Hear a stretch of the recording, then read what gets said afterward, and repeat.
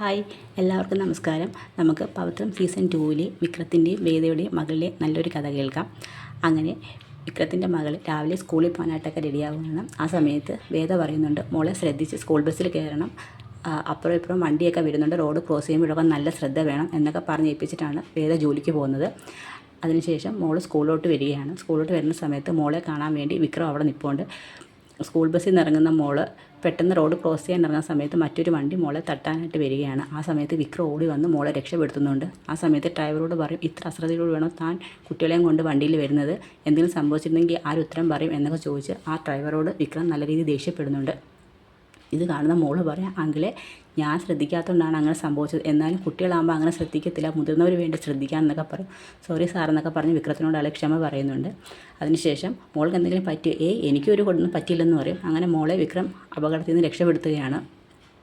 വീട്ടിൽ വരുന്ന മോള് അന്ന് സ്കൂളിൽ നടന്ന സംഭവങ്ങളൊക്കെ വേദയോടും വിജയാൻ്റിയോടും പറയുന്നുണ്ട്. ആൻറ്റി, എനിക്ക് ഇന്ന് സ്കൂളിൽ വെച്ചൊരു അപകടം നടക്കേണ്ടതായിരുന്നു, എന്നെ ഒരു അങ്കിളെ രക്ഷപ്പെടുത്തിയെന്നൊക്കെ പറയുന്നുണ്ട്. ആ സമയത്ത് വേദ ചോദിക്കും, ഏത് അങ്കിൾ നിന്നെ രക്ഷപ്പെടുത്തിയെന്നാണ് പറഞ്ഞത്?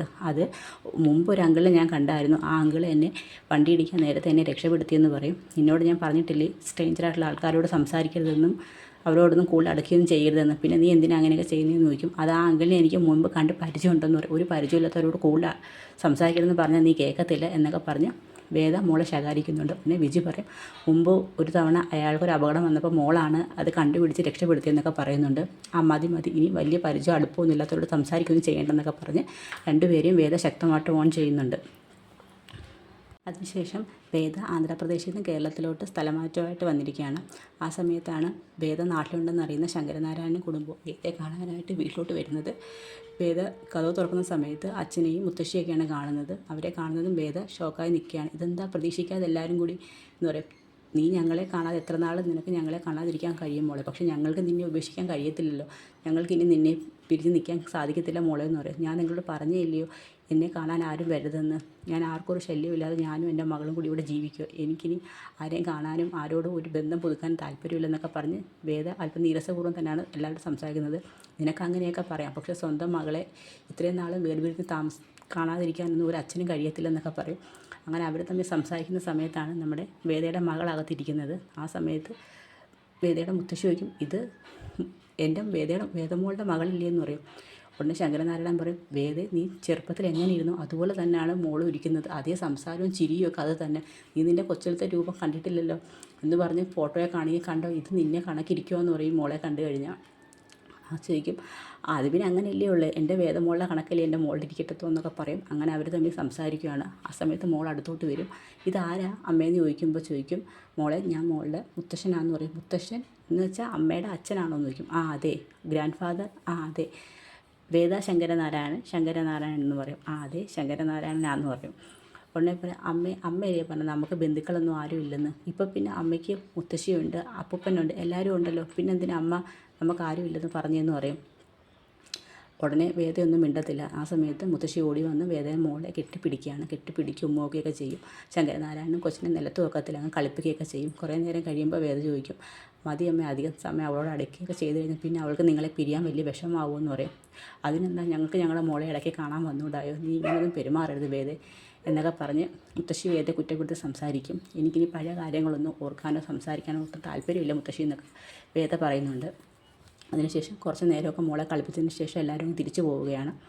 അതിനുശേഷം മോള് വന്ന് പറയും, എന്നാലും അമ്മ എന്തിനാണ് എനിക്ക് ബന്ധുക്കളൊന്നും ഇല്ലെന്ന് പറഞ്ഞത്, എനിക്കിപ്പോൾ എത്ര പേരുണ്ടെന്നറിയാമോ, മുത്തശ്ശനുണ്ട്, മുത്തശ്ശിയുണ്ട്, ആൻറ്റിയുണ്ട്, എല്ലാവരും ഉണ്ട്, എന്നിട്ട് അമ്മ നമുക്ക് ആരും ഇല്ലെന്ന് പറഞ്ഞ് നമ്മൾ ഒറ്റയ്ക്കല്ലേ ഇവിടെ താമസിക്കുന്നതെന്ന് ചോദിക്കും. ഉടനെ പറയും, നമ്മൾക്ക് ആരും വേണ്ട മോളെ, മോൾക്ക് അമ്മയ്ക്കും മോളും വിജയാൻ്റിയും മാത്രം മതിയെന്ന് പറയും.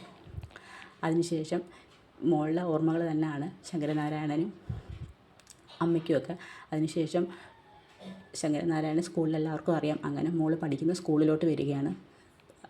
ജഡ്ജി സാറിനെ കാണുന്നത് എല്ലാവരും ചോദിക്കും, അല്ല സാറെന്താ ഇവിടെ 5th സ്റ്റാൻഡേർഡിൽ പഠിക്കുന്ന മോള് എൻ്റെ മകളുടെ മകളാണെന്ന് പറയും. ഓ ആന്ന് ചോദിക്കും. അങ്ങനെ അവർ തമ്മിൽ സംസാരിക്കുകയാണ്. എനിക്ക് മോളെ ഒന്ന് കാണാം. അത് സാറേ പേരൻസിൻ്റെ പെർമിഷൻ ഇല്ലാതെ, ഞാൻ കുട്ടിയുടെ ഗ്രാൻഡ് ഫാദർ ആണെന്ന് പറയും. അതറിയാം, പക്ഷേ പെർമിഷൻ അതിൻ്റെ ആവശ്യമൊന്നുമില്ല, ഞാൻ വേണമെങ്കിൽ വിളിച്ച് പറയാമെന്ന് പറയും. അതിൻ്റെ ആവശ്യമൊന്നും ഇല്ലെന്ന് പറയും. അങ്ങനെ മോളെ കാണും, മോളെ കണ്ട് സംസാരിക്കും. എനിക്ക് കുറച്ച് നേരം മോളോട്ടൊന്ന് പുറത്ത് പോകണമെന്ന് പറയും. അങ്ങനെ സ്കൂൾ ടൈം കഴിഞ്ഞതിന് ശേഷം കുറച്ച് നേരം മോളോട്ടൊക്കെ ശങ്കരനാരായണൻ പുറത്തൊക്കെ പോയി സംസാരിക്കുവാണ്. അതിനുശേഷം മോളെയും കൂട്ടിക്കൊണ്ട് തറവാട്ട് വീട്ടിലോട്ട് വരും. തറവാട്ട് വീട്ടിൽ വരുമ്പോഴും മോളെ എല്ലാവരും സ്നേഹം കൊണ്ടങ്ങ് പൊതിയുകയാണ്.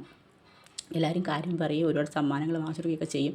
അതിനുശേഷം പറയും മോൾക്ക് സ്ഥലങ്ങളൊക്കെ ഇഷ്ടപ്പെട്ടു. ആ നല്ല സ്ഥലമാണ്, കേരളത്തിൽ ഒത്തിരി സ്ഥലത്തൊക്കെ ഞങ്ങൾ പോയി, എനിക്ക് ഇഷ്ടപ്പെട്ടു. മോൾക്ക് സ്കൂളിൽ ഫ്രണ്ട്സൊക്കെ ഉണ്ട്. പിന്നെ എനിക്ക് ഏറ്റവും അടുത്തൊരു ക്ലോസ് ഫ്രണ്ട് ഉണ്ടെന്ന് പറയും ഇവിടെ. ഓ ഇപ്പം എവിടെ ഉണ്ട്? ഇപ്പം ഫ്രണ്ട് ഇപ്പം അവിടെ അടുത്ത സ്ഥലത്ത് നിൽപ്പുണ്ടെന്ന് പറയും. മുത്തശ്ശൻ്റെ ഫോൺ എനിക്കൊന്ന് തരുമോയെന്ന് ചോദിക്കും. അതിനെന്താ, എനിക്കെൻ്റെ ഫ്രണ്ടിനെ ഒന്ന് വിളിക്കണമെന്ന് പറയും. പിന്നെന്താ തരാമല്ലോ എന്ന് പറയും. അങ്ങനെ മോള് ഫ്രണ്ടെന്ന് പറഞ്ഞ് പറയുന്ന ആളുടെ പേര് വിക്രമാണ്. വിക്രത്തിനെയാണ് ഫോൺ വിളിക്കുന്നത്. ആ ഹലോ വിക്രു, ഞാനാന്ന് പറയും. ആ പറ മോളെ, എനിക്ക് എൻ്റെ ഫ്രണ്ടിനെ അത്യാവശ്യമായിട്ടൊന്ന് കാണണമെന്ന് പറയും. അതിനെന്താ, എപ്പോൾ കാണണം? ഇപ്പം കാണണമെന്ന് പറയും. അത്യാവശ്യമായിട്ടൊരു കാര്യം പറയണമെന്ന് പറയും. അങ്ങനെ വിക്രം ശരി ഞാൻ അങ്ങോട്ട് വരാമെന്ന് പറയും. വേണ്ട വേണ്ട, വിക്രു എവിടെ നിൽക്കുന്നതെന്ന് പറഞ്ഞാൽ മതി, ഞാൻ അങ്ങോട്ട് വരാമെന്ന് പറയും. മോൾ എങ്ങനെ വരും? അതൊക്കെ ഞാൻ വരുമെന്ന് പറയും. അങ്ങനെ മോളും മുത്തശ്ശനും കൂടി അങ്ങോട്ട് വരികയാണ്. ആ സമയത്ത് വിക്രം മോളെ കാത്ത് അവിടെ നിൽക്കുകയാണ്. ഇവിടാണോ മോളുടെ ഫ്രണ്ട് വരാമെന്ന് പറഞ്ഞാൽ, ആ അതെ ഇപ്പോൾ ഫ്രണ്ട് വരും, എൻ്റെ ഏറ്റവും അടുത്ത ക്ലോസ് ഫ്രണ്ടാന്ന് പറയും. ശങ്കരനാരായണൻ അറിയത്തില്ല അത് വിക്രമാണെന്നുള്ള കാര്യം. ആ സമയത്ത് മോള് കാറിൽ നിന്ന് ഇറങ്ങുകയാണ്. കാറിൽ നിന്ന് ഇറങ്ങിയതിന് ശേഷം അങ്ങോട്ട് നടന്നു വരുന്ന സമയത്ത് വിക്രം അവിടെ ഇരിക്കുന്നു. വിക്രത്തിനെ കാണുന്നു. ശങ്കരനാരായണൻ നോക്കി നിൽക്കുകയാണ്. ഇത് വിക്രമല്ലേ? മോൾക്കറിയത്തില്ലേ വിക്രം മോളുടെ അച്ഛനാന്നുള്ളതെന്ന് പറയും. ഉടനെ വിക്രം എന്ന് പറഞ്ഞ് ഓടി അങ്ങ് ചെല്ലുകയാണ്. ആ സമയത്ത് മോൾ ചോദിക്കും, മോളെ ഇത് മോൾക്ക് ഇത്രയും വലിയ ആളാണോ മോളുടെ ഫ്രണ്ട്? ആ ഇതാ എൻ്റെ ഏറ്റവും വലിയ ഫ്രണ്ടെന്ന് പറയും. അങ്ങനെ ഓടിങ്ങ് ചെല്ലുകയാണ്. ആ സമയത്ത് ശങ്കരനാരായണൻ മാറി നിൽക്കുകയാണ്. കാരണം വിക്രത്തിന് ശങ്കരനാരായണൻ മോൻ കൊടുക്കത്തില്ല. ശങ്കരനാരായണൻ മാറി നിൽക്കുകയാണ്. മോൾ ഓടി ചെന്ന് വിക്രത്തിനോട് കാര്യം പറയും. എന്താ മോളെ, എനിക്ക് പെട്ടെന്ന് ഫ്രണ്ടിനെ ഒന്ന് കാണണമെന്ന് തോന്നി, അതുകൊണ്ടാണ് ഞാൻ വന്നതെന്ന് പറയും. അങ്ങനെ വിക്രവും മോളും തമ്മിൽ സംസാരിക്കുകയാണ്. ആ സമയത്ത് ശങ്കരനാരായണൻ ദൂരെ മാറി നിന്ന് പറയാണ്, 8 വർഷത്തോളം അവൻ ജയിലിൽ കിടന്നു. ഇപ്പോൾ പോലും അവന് സ്വന്തം ഭാര്യയും മകളും എവിടെയാണെന്ന് കണ്ടുപിടിക്കാൻ പോലും കഴിഞ്ഞിട്ടില്ല. അവൻ ഒരുപാട് ആഗ്രഹിച്ചത് അവൻ്റെ കുഞ്ഞിനെ കാണണമെന്ന്.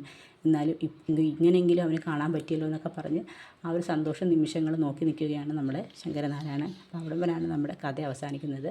അപ്പോൾ അച്ഛനും മകളുമാണെന്ന് അറിയാതെ തന്നെയാണ് അവർ തമ്മിൽ ഒരുപാട് സ്നേഹിക്കുന്നത്. ഇനി സ്വന്തം മകളാണെന്ന് അറിയുമ്പോൾ വിക്രത്തിന് അതൊരിക്കലും വേർപെടുത്താൻ പോലും പറ്റാത്തൊരു സ്നേഹമായി മാറും. അപ്പോൾ അതിൻ്റെയൊക്കെ വരും വിശേഷങ്ങളും ബാക്കി കഥകളുമായി നമുക്ക് നാളെ കാണാം.